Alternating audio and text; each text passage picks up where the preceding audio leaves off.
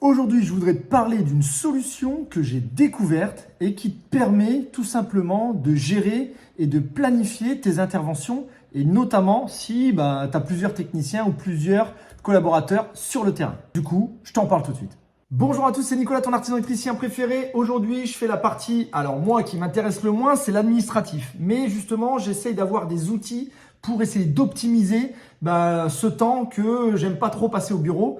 Et notamment, il y a une solution que j'ai découverte, ça s'appelle Praxedo. C'est un logiciel qui te permet donc de gérer tes interventions, soit via ton PC, soit via une application mobile. L'intérêt de cette solution, en fait, c'est que toi, tu vas planifier les interventions de tes gars et eux, ils vont le recevoir en temps réel sur leur application mobile. Donc, je vais te montrer rapidement sur le PC comment je fais pour planifier une intervention. Comment elle arrive sur le portable, sur l'application du gars. Bon, là, ce sera la mienne puisque c'est mon téléphone. Et aussi, comment tu peux optimiser de manière géographique l'intervention. C'est-à-dire que si, par exemple, tu as une urgence d'intervention qui tombe alors que tes gars sont sur le terrain, grâce à cette application mobile, tu peux savoir exactement où ils en sont puisque eux, ils vont valider les différentes interventions que tu auras paramétrées. Mais le gros avantage, c'est que justement, lorsque tu vas avoir une nouvelle intervention qui arrive en urgence, tout simplement, tu peux optimiser en regardant qui est le plus près grâce à cette application pour savoir justement qui envoyer sur cette intervention. Alors, tu vois, quand tu ouvres ton logiciel, tu arrives sur cette interface. Donc ça, c'est en gros la synthèse. Donc là, nous, on va préparer la journée du 26 décembre, d'accord ? Ici, on va retrouver le nom des collaborateurs et là, on va retrouver les différentes interventions que j'ai déjà planifiées. Alors, pour notre exemple, j'ai mis des noms bidons, forcément, de manière à respecter la confidentialité pour mes clients. Mais par contre, c'est le même principe si jamais tu veux créer une fiche client. De toute façon, je vais te montrer après. Alors, bien sûr, au départ, les équipes de Praxedo vont te former à l'utilisation du logiciel, ok ? Ils vont pas te laisser comme ça dans la nature et ils vont surtout t'aider à bien personnaliser ton logiciel, les interfaces, etc. de manière à ce qu'il soit vraiment en rapport à ton activité et puis à ton entreprise. Donc, t'inquiète pas, on va pas t'abandonner, on va t'aider, tu vas voir, ça va être super. Ça va glisser tout seul. Donc déjà, on va voir ensemble, ok, la programmation d'une intervention. Donc, je vais le faire pour moi puisque moi, j'ai l'application sur mon téléphone, d'accord, pour te montrer que ça va apparaître ici à l'écran. Donc, tu vas chercher ton intervention que tu as déjà pré-planifiée. Ensuite, tu fais glisser tout simplement ici. Donc, tu vois, je vais le mettre ici, par exemple, à 13 heures. Voilà. Donc là, tu vois, elle apparaît en vert. Ce qui veut dire qu'elle a été ajoutée, mais elle n'est pas encore validée dans la planification. Une fois que c'est fait, tu as ici 3 petits points. Tu cliques dessus et tu fais valider le planning. Donc là, elle apparaît en orange. Tu vois ici, ça veut dire que c'est bien planifié. Si tu prends ton téléphone et que tu fais synchroniser, tu vois, elle apparaît. Donc là, c'est à faire. Donc voilà, monsieur Adrien Petit, donc il y a une intervention à faire. Si le collaborateur, il veut voir ce qu'il y a à faire plus en détail, il suffit qu'il clique sur l'intervention et là, il va avoir le contact, l'adresse, etc., le numéro de téléphone du client, ce qui est prévu, à quelle heure, éventuellement le récapitulatif des différentes activités. Et aussi le site, c'est-à-dire où aller, tout simplement, les articles, s'il faut prévoir des choses. Et lui, éventuellement, à la fin de l'intervention, il pourra me faire un petit compte-rendu. Est-ce que l'intervention est réalisable dans le cadre d'un dépannage? Oui, non. Si c'est oui, il va avoir ici tout un tas de choses à rentrer, à me dire si il a réussi à faire ce qu'il faut. Éventuellement, il peut même ajouter des photos de ce qu'il a fait au besoin, d'accord? Il va me dire à la fin, tu peux même dire si le client est satisfait, mécontent, etc. Et tu fais bien entendu signer ton client à la fin de l'intervention.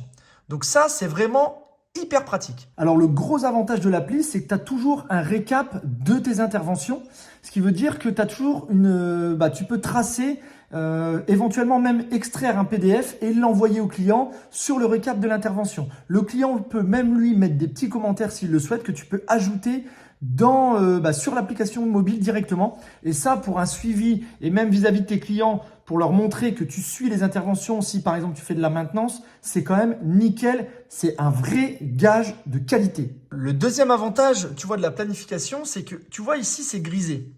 En fait, cette petite partie grisée, c'est le temps de trajet. C'est-à-dire que quand tu lui prends et que tu lui programmes en fait une intervention, il va prendre en compte le temps de trajet par rapport à l'endroit où tu es. Ok, donc là forcément moi je suis au bureau, donc Si je devais partir maintenant pour aller sur l'intervention, ben, il m'a calculé ici qu'en tout, ça me prendrait 3h30, ok, 3,3 heures, d'accord? Parce que j'ai 2 heures d'intervention de programmer et aller-retour, si je faisais aller-retour, j'en aurais pour 1,3 heures. Alors, il y a une fonctionnalité aussi que je voulais te parler qui est assez intéressante.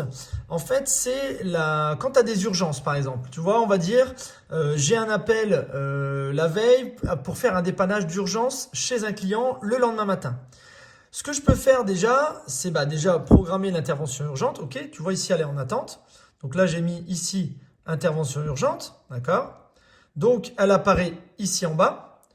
Ce que tu peux faire, c'est que tu vas ici en haut dans intervention.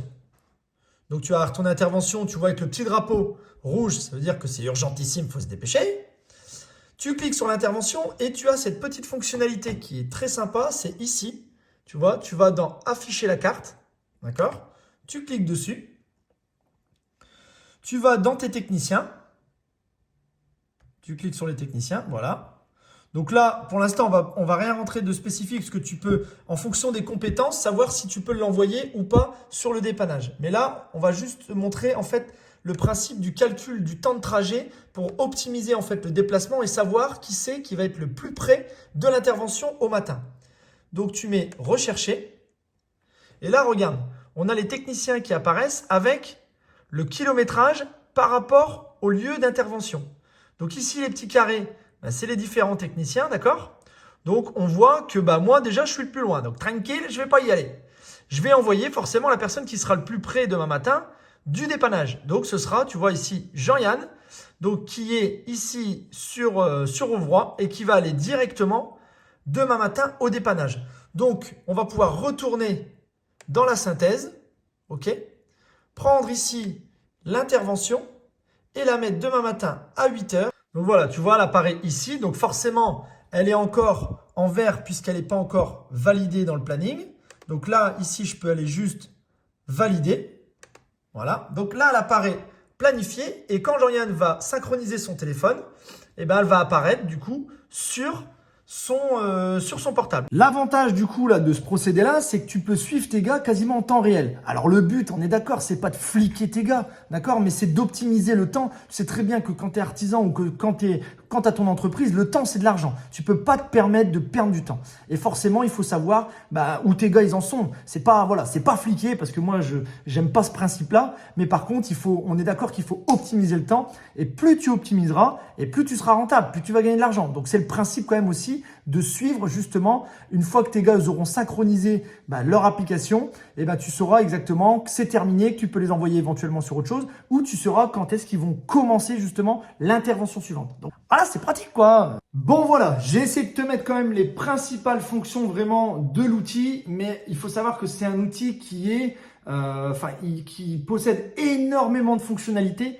Au plus tu vas affiner la prise en main, au plus tu vas maîtriser le logiciel et au plus tu vas optimiser ton temps. Si vraiment tu es carré sur tes interventions et sur ta planification, tu vas gagner un temps de fou. Bon, et d'ailleurs, au passage, si jamais tu gagnes un petit billet grâce à moi, tu vois, parce que tes interventions sont bien carrées, tu penses à moi, quoi. Tu peux me faire un petit chèque, quoi. Ça fait plaisir.